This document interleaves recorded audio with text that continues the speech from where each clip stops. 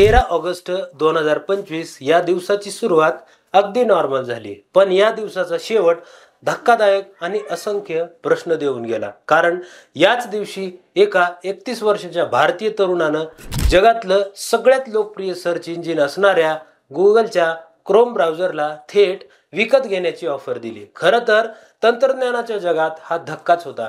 जगभरातील मीडिया आणि उद्योग जगातील दिग्गज थक्क झाले. सोशल मीडिया असो किंवा न्यूज चॅनल, सगळीकडे एकच चर्चा होती, थेट गुगलला नडणारा हा भारतीय तरुण कोण आहे. काही काळानंतर त्याचं नाव सुद्धा समोर आलं आणि ते म्हणजे अरविंद श्रीनिवास. 28व्या वर्षी झिरो नेटवर्थ आणि 31व्या वर्षी भारतातला सगळ्यात तरुण अरबपती. पण हा अरविंद श्रीनिवास नेमका आहे तरी कोण? त्यानं थेट गुगललाच भेटण्याचा निर्णय का घेतला आणि त्यानं तयार केलेली परप्लेक्सिटी AI ही कंपनी काय आहे याची सविस्तर माहिती सांगणारा आजचा हा व्हिडिओ. नमस्कार मित्रांनो, मी अमोल आणि तुम्ही पाहताय द डिटेल चॅनल. सर्वात अगोदर जाणून घेऊयात परप्लेक्सिटी AI आहे काय. परप्लेक्सिटी AI हे एक आर्टिफिशियल इंटेलिजन्स आहे, ज्याचं काम विचारलेल्या प्रश्नांची उत्तरं इंटरनेटवरून शोधून देणं आणि प्रत्येक उत्तरासोबत त्याचा सोर्स काय याची सुद्धा माहिती देणं. आता तुम्ही म्हणाल की हे चॅट जीपीटी सारखंच तर आहे, पण तसं नाही. परप्लेक्सिटी AI हे चॅट जीपीटी सारख्या मॉडेलवर आधारित आहे खरं, पण ते इंटरनेटवरची थेट माहिती वापरून फॅक्टनुसार उत्तरं शोधून देतं. तर चॅट जीपीटी तुमच्यासोबत नॅचरली संवाद साधण्याचा प्रयत्न करतो. जर डोक्यावरून जात असेल तर सोप्या भाषेत सांगतो, चॅट जीपीटी म्हणजे तुमच्यासोबत संवाद साधणारा तुमचा असिस्टंट. तर परप्लेक्सिटी AI म्हणजे तुम्हाला इंटरनेटवरून तथ्य जोडून देणारं एक प्रकारचं सर्च इंजिन. आता आपण कसं गुगल सारख्या सर्च इंजिनवर डोळे झाकून विश्वास ठेवतो, हे पण एक प्रकारचं आर्टिफिशियल इंटेलिजन्स सर्च इंजिन असल्यामुळे याला चॅट जीपीटी पेक्षा जास्त भाव मिळतोय.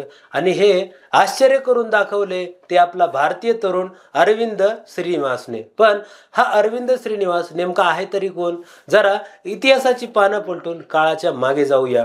7 जून 1994 तमिळनाडूच्या चेन्नईत एका मुलाचा जन्म झाला. नाव ठेवण्यात आलं अरविंद. अरविंदची आई सरकारी नोकरीत तर वडील एका प्रायव्हेट कंपनीत अकाउंटंट. कुटुंब सर्वसाधारण होतं, पण शिक्षणाची जाण होती. बालपणापासूनच अरविंदला विज्ञान आणि गणितात प्रचंड आवड होती. त्याच्या आई वडिलांनी नेहमीच त्याला शिक्षणासाठी प्रोत्साहित केलं. एका मुलाखतीत अरविंद सांगतो की IIT मद्रास समोरून जाताना माझ्या आईने सांगितलं, मला तुला या कॉलेजमध्ये शिकताना बघायचं आहे. मग काय, अरविंद आईचं स्वप्न पूर्ण करण्यासाठी मेहनत करू लागला. लहानपणापासूनच त्याने टेक्नॉलॉजीत पकड बसवायला सुरुवात केली. तो हळूहळू कॉम्प्युटर प्रोग्रामिंग सुद्धा करू लागला. काही सार्वजनिक माध्यमांवर मिळालेल्या माहितीनुसार अरविंदची बुद्धिमत्ता त्याच्या वर्गातल्या इतर मुलांच्या तुलनेत चांगली होती. विज्ञान आणि गणित या 2 विषयांशी त्याला एक वेगळंच आकर्षण होतं. भविष्यात अरविंदने 12वी झाल्यानंतर बुद्धिमत्तेच्या जोरावर IIT मद्रासमध्ये ॲडमिशन मिळवलं. तिथं त्यानं BTech आणि MTech मध्ये उच्च शिक्षण पूर्ण केलं आणि याच काळात त्याने मशीन लर्निंग, आर्टिफिशियल इंटेलिजन्स आणि कम्प्युटर सायन्स अशा किचकट विषयांमध्ये खोलवर जाऊन ज्ञान मिळवलं. पण अरविंद इतक्यावर थांबणाऱ्यांपैकी नव्हता. त्यानं PhD करायची ठरवली आणि त्यासाठी त्यानं थेट अमेरिकेचा रस्ता धरला. युनिव्हर्सिटी ऑफ कॅलिफोर्नियात कम्प्युटर सायन्समध्ये PhD पूर्ण केली आणि बर्कले संस्थेतून आर्टिफिशियल इंटेलिजन्समध्ये संशोधन केलं. अरविंदला सुरुवातीपासूनच आर्टिफिशियल इंटेलिजन्सच्या वापरकर्त्यांसाठी एक विश्वसनीय आणि पारदर्शक सॉफ्टवेअर विकसित करायचं होतं आणि त्याच्या या विचारांना पंख मिळाले सिलिकॉन व्हॅलीमध्ये. आता तुम्हाला प्रश्न पडला असेल की सिलिकॉन व्हॅली काय आहे? थोडक्यात सांगायचं झालं तर सिलिकॉन व्हॅली अमेरिकेची हिंजवडी.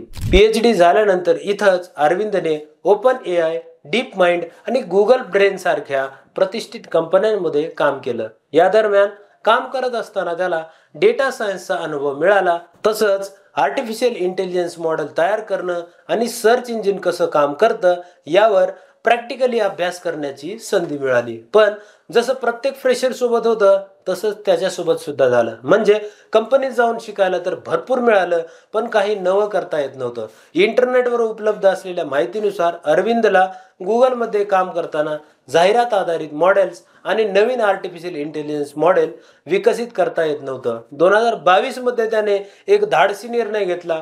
करोडो रुपयांचं पॅकेज देणाऱ्या गुगलला चक्क सोडचिठ्ठी दिली आणि स्वतःचा वेगळा प्रवास सुरू केला. याच वर्षी अरविंदने डेनिस यार्ड्स, अँडी कोविन्स्की आणि जॉन हो अशा त्याच्या काही जवळच्या मित्रांना घेऊन परप्लेक्झिटी AI या स्टार्टअपची सुरुवात केली. परप्लेक्झिटी AI ची संकल्पना त्यांनी गुगल आणि ChatGPTच्या एक पाऊल पुढे जाऊन उभारली. आर्टिफिशियल इंटेलिजन्स वापरून वापरकर्त्याच्या प्रश्नांना फक्त उत्तरे द्यायची नाहीत, तर त्या उत्तरांना आधार देणारे स्रोतही दाखवायचे. पारदर्शक, विश्वसनीय आणि संशोधनाच्या आधारावर उत्तर देणारा AI प्लॅटफॉर्म बनवणे हे त्याच्या मित्रांचं ध्येय होतं. गुगलमधला अनुभव आणि आर्टिफिशियल इंटेलिजन्सचं नॉलेज हेच अरविंद आणि त्याच्या मित्रांच्या कामाची प्रेरणा बनलं. परप्लेक्झिटी AIने आपल्या अचूकतेच्या जोरावर भयंकर लोकप्रियता मिळवली आणि अवघ्या 31व्या वर्षी अरविंद श्रीनिवास हुरून लिस्टमध्ये समाविष्ट होणारा अब्जाधीश बनला. त्यांच्या प्रवासात दृढ निश्चय, काहीतरी वेगळं करून दाखवण्याची जिद्द आणि वापरकर्त्यांचा माइंडसेट वाचण्याची कला यांचा महत्त्वाचा वाटा आहे. पण अरविंद श्रीनिवासला खरी लोकप्रियता मिळाली ऑगस्ट 2025 मध्ये, जेव्हा त्याने चक्क क्रोम ब्राउझर खरेदी करण्याचा धाडसी प्रस्ताव गुगलकडे पाठवला. या माध्यमातून त्याने मीडिया आणि जगभरातील मोठ्या लोकांचं आपल्याकडे लक्ष वेधून घेतलं. एका भारतीय तरुणाने गुगल सारख्या विशाल कंपनीला भिडण्याची हिंमत दाखवली म्हणून अरविंद श्रीनिवास रातोरात प्रकाशझोतात आला. काही लोक म्हणतात की क्रोम ब्राउझर खरेदीचा प्रस्ताव अरविंद श्रीनिवासचा पब्लिसिटी स्टंट होता, कारण अरविंद श्रीनिवासची कंपनी परप्लेक्झिटी AI ची मार्केट व्हॅल्यू 21,000 कोटी रुपये आहे, तर क्रोमची मार्केट व्हॅल्यू 36,000 कोटी असल्याचं सांगितलं जातं, म्हणजे जवळपास दुप्पट. तर काही लोक म्हणतात की गुगलचा सगळ्यात जास्त रेव्हेन्यू हा क्रोमच्या माध्यमातून जनरेट होत असतो. जर अरविंद श्रीनिवासने क्रोम खरेदीच केलं तर त्याला जगात तोड राहणार नाही. आता या सगळ्या जर तरच्या गोष्टी झाल्या, पण अरविंद श्रीनिवासच्या जीवनातून तरुण पिढीला एक प्रेरणादायी संदेश मिळतो, तो म्हणजे मर्यादांमध्ये न अडकण्याचा आणि स्वतःचा मार्ग तयार करण्याचा. अरविंदने गुगल सारख्या मोठ्या कंपनीत काम करत असूनही काहीतरी वेगळं करण्याचं स्वप्न पाहिलं आणि ते पूर्ण करण्यासाठी जोखीम घेतली. त्यांच्या आयुष्यातून हे स्पष्ट होतं की परिश्रम, सातत्य आणि शिकण्याची तयारी असेल तर कोणतीही उंची गाठता येते. 31 वर्षाच्या भारतीय तरुणाने अख्खं जग हलवून ठेवलंय. अरविंद श्रीनिवास बद्दल तुम्हाला काय वाटतं? तुमच्या प्रतिक्रिया आम्हाला कमेंट बॉक्समध्ये कमेंट करून नक्की सांगा. व्हिडिओ आवडला असेल तर लाईक आणि शेअर करा. तसेच असेच नॉलेजेबल व्हिडिओ पाहण्यासाठी द डिटेल चॅनलला सबस्क्राईब करा.